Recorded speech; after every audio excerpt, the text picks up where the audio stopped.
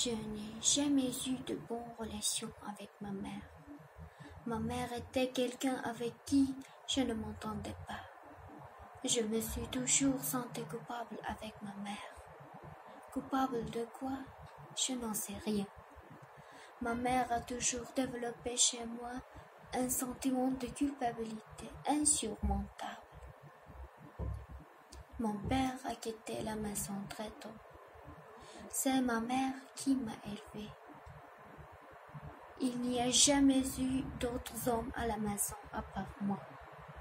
J'étais le seul homme de la maison.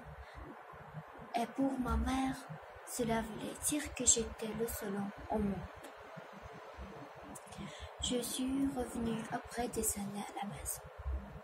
C'était à l'occasion du décès de ma grand-mère. Je retrouvais ma mère au moment où elle perdait les siens. Je n'avais pas particulièrement envie de renouer le contact avec ma mère. Je la détestais.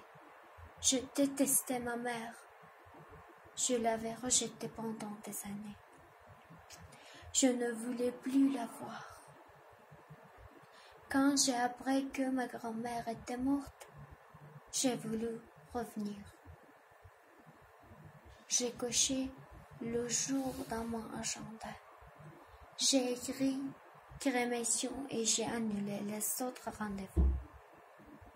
Je m'étais simplement dit que ma place devait être à ses côtés à ce moment-là.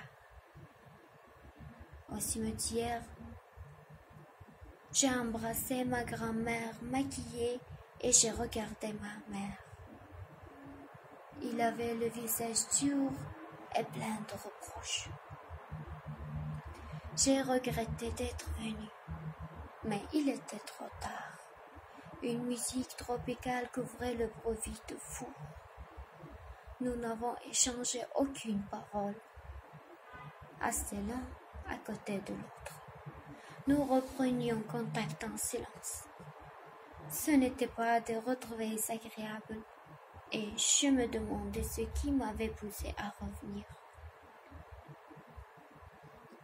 J'en voulais terriblement à ma mère et pourtant il me semble que j'attendais l'occasion de revenir.